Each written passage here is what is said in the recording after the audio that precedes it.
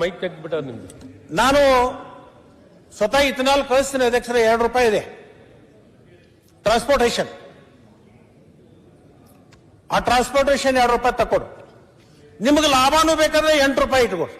ಮ್ಯಾಗಿನ್ ಸುರಿಸ್ಕೊಂಡು ತೆಗಿನ್ ಕಳಿಸ್ತೀರಲ್ಲ, ನಮಗ್ ಕೊಡೋದು ಒಂದು ತಿಂಗಳ ನಂತರ ಹಣ ಕೊಡ್ತೀರಿ. ಆದ್ರೆ ಆ ಪೆಟ್ರೋಲ್ ಪಂಪ್ ಅವನಿಗೆ ಟ್ಯಾಕ್ಸ್ ಬಗ್ಗೆ ಯಾಕೆ ಮಾತಾಡ್ತಾ ಇಲ್ಲ? ಟ್ಯಾಕ್ಸ್ ಬಗ್ಗೆ ಹೇಳ್ರಲ್ಲ.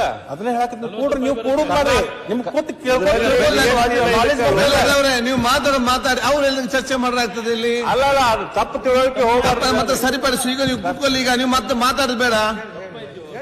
ನೀವು ಬೇಗ ಫಿನಿಶ್ ಮಾಡಿ. ಎಷ್ಟೊತ್ತು ಬೇಕು? ನಿಮ್ಮ ಟ್ಯಾಕ್ಸ್ ಕೂಡ 5% ತಕೊಡ್ರಿ. ಸೌದಿ ಅವರೇ, ಎಷ್ಟೊತ್ತು ಬೇಕಿನ ಟೈಮ್? ಅಲ್ಲ, ನೀವು ಈಗ ಕೊಟ್ಟಿದಾರ ಮಾತಾಡ್ದಾಡ್ರಿ. ಅಧ್ಯಕ್ಷರೇ, ಅವ್ರಿಗಾದ್ರೆ ಟೈಮ್ ಎಷ್ಟು ಬೇಕಂತ ಕೇಳ್ತೀರಿ, ನಮಗಾದ್ರೆ ಮುಗಿಸ್ರಿ, ಆಯ್ತು ಮುಗಿದು ಅಂತೀರಿ.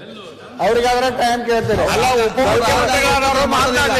ಸ್ವಲ್ಪ ಅವ್ರು ಇಂಡೈರೆಕ್ಟ್ ಆಗಿ ನಮ್ಮನ್ನು ಬೇಯಕತ್ತಾಗ ನಿಮ್ಗೆ ನಮ್ಮನ್ನ ಖುಷಿ ಕಾಣಿಸ್ತೈತಿ, ಮಜಾ ಅನಿಸ್ತೈತಿ ಕಾಣ್ತೈತಿ.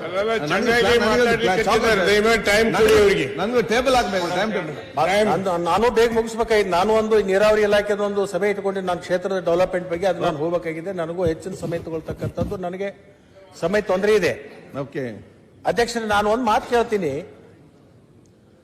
ಈ ₹40 ಏನ್ ಡಿಫರೆನ್ಸ್ ಇದೆಯಲ್ಲ, 80 ಲೀಟರ್ ಡೀಸೆಲ್ ಇದಕ್ಕೆ ಇಥನಾಲ್ಗೆ ಎಷ್ಟು ದುಡ್ಡು ಉಳಿತೆ?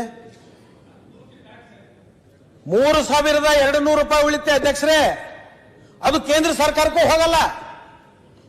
ನೀವು ಕೇಂದ್ರ ಸರ್ಕಾರಕ್ಕೆ ಹೋಗ್ತದ ಅಂತ ನಿಮ್ಮ ಭ್ರಮೆ ಒಳಗೆ ನೀವು ಇರಬೇಡ್ರಿ. ಈ ಮಧ್ಯವರ್ತಿಗಳಿದಾರಲ್ಲ, ಅದಾನಿ, ಅಂಬಾನಿ, ಇಂಥ ಅನೇಕ ಖಾಸಗಿ ಕಂಪನಿಗಳಿಗೆ ಉಳಿತಾ ಇದೆ ಅಧ್ಯಕ್ಷರೇ. 1 ಟನ್ ಕಬ್ಬ ಬೆಳಿಬೇಕಾದ್ರೆ ನಮ್ಮದು ಏನು ಪರಿಸ್ಥಿತಿ? ಇವರೇನು ಖಾಸಗಿ ಕಂಪನಿಯವರು ಇದ್ದಾರೆ, ಇವರೇನು ಕಬ್ಬು ಕಡ್ದಿದಾರ? ಏನು ಹೊಲದಲ್ಲಿ ಬಂದು ನೀರು ಹಾಕಿದಾರ? ಏನು ಗೊಬ್ಬರ ಉಣಿಸಿದಾರ? ಅಥವಾ ಕಬ್ಬು ಕಡಿಗೆ ಹೋದಾಗ ರವದಿಯಿಂದ ಏನಾದ್ರೂ ಮೈ ಹರ್ಕೊಂಡಿದಾರ ಇವರು? ನಮಗೆ ಸಿಗೋದು ಅಧ್ಯಕ್ಷರೇ ₹3,000 1 ಟನ್ನಿಗೆ. ಈ ಖಾಸಗಿ ದಲಾಲಿಗಳಿದಾರಲ್ಲ, ಇವರು ಸಿಗೋದು ₹3,200. ಇದು ಕೃಷಿ ನೀತಿ ಬದಲಾಗಬೇಕು.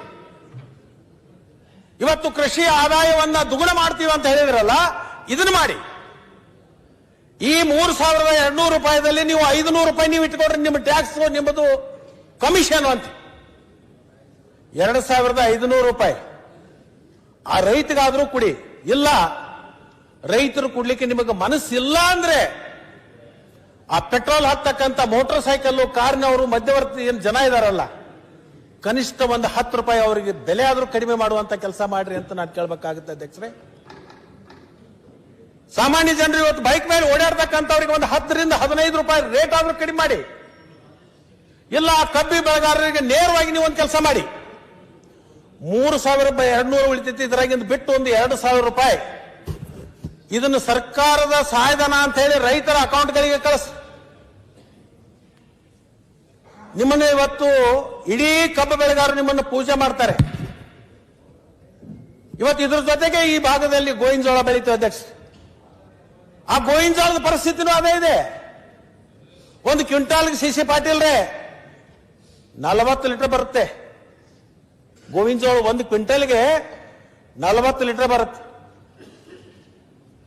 ಅಲ್ಲಿ ಎಷ್ಟು ಡಿಫರೆನ್ಸ್ ಆಗುತ್ತೆ? ₹72 ಕೊಡ್ತಾರೆ ನಮಗೆ, ಅಲ್ಲಿ ₹28 ಉಳಿತೆ. ಅದನ್ನು ಕೂಡ ರೈತರು ಕೊಡ್ತಕ್ಕಂಥದ್ದು ಆಗ್ತಾ ಇಲ್ಲ.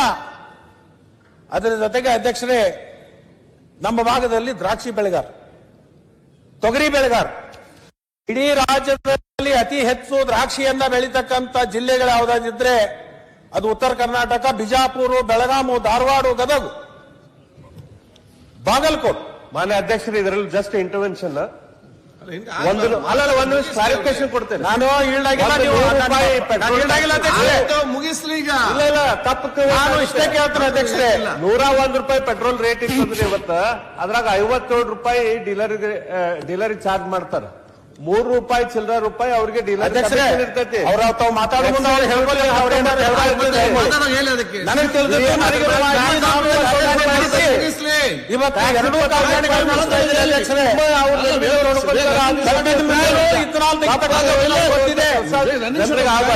ಮಾತಾಡಿ ಮುಗಿಸ್ಲಿ. ಅಲ್ಲ, ಬೆಲ್ಲ ಸಾಹೇಬ್ರೆ ಅವ್ರು ಮಾತಾಡಿ ಚೆನ್ನಾಗಿ ಹೇಳ್ತಾರೆ, ಹೇಳಿ. ಆಯ್ತು ನೀವು ರಜೆ ಮಾಡಿ ಕೂತ್ಕೊಳ್ಳಿ. ಮಧ್ಯದಲ್ಲಿ ಡಿಸ್ಟರ್ಬ್ ಮಾಡ್ಲಿಕ್ಕೆ ಏನ್ ಮಾತಾಡಿದ್ರು ನೀವು ಮಾತಾಡಿ, ನಾವು 2 ಮಿನಿಟ್ ಕೊಡ್ತೀನಿ. ನಿಮ್ಗೆ ಡಿಸ್ಟರ್ಬ್ ಮಾಡ್ಬೇಕಂತ ಆಸಕ್ತಿ ಇದ್ರೆ ಇದ್ದಿದ್ ವಿಷಯ ಡಿಸ್ಟರ್ಬ್ ಮಾಡ್ಬೇಕು, ದಾರಿ ತಪ್ಪಿಸ್ಬೇಕು ಅಂತಿದ್ರೆ ಅದನ್ನ ಹೇಳಿಬೇಕಂತ ನಾ ಕೊಡ್ತೀನಿ, ಏನ್ ತೊಂದ್ರೆ ಇಲ್ಲ. ತುಂಬಾ ಏನೇನು ಹೇಳಕ್ ಹೋಗ್ಬೇಡ್ರಿ, ಇದ್ದಿದ್ ವಿಷಯ ಹೇಳ್ರಿ. ನಾ ಇದ್ದದನ್ನ ನನಗೆ ತಿಳಿದದ್ದು ಹೇಳ್ತೀನಿ. ನಾನು ಬೃಹಸ್ಪತಿ ಅಲ್ಲ, ನೀನ್ ಬೃಹಸ್ಪತಿ ಅಲ್ಲಲ್ಲ. ಸರ್ವಜ್ಞ. ನೀ ಹೇಳಪ್ಪ, ಏನ್ ಹೇಳು? ಆ ಬೆಲ್ಲದವರ ಟ್ಯಾಕ್ಸಸ್ ಹೇಳ್ತೀರಿ, ಟ್ಯಾಕ್ಸಸ್ ನಾಗ ಡೆವಲ್ಯೂಷನ್ ಆಫ್ ಟ್ಯಾಕ್ಸಸ್ ನಾಗ ನಮ್ಗೆ ರಾಜ್ಯಕ್ಕೆ ನ್ಯಾಯ ಸಿಗ್ತಾ ಇದೆಯಾ? ತಗೊಂಡು ನೋಡಿ.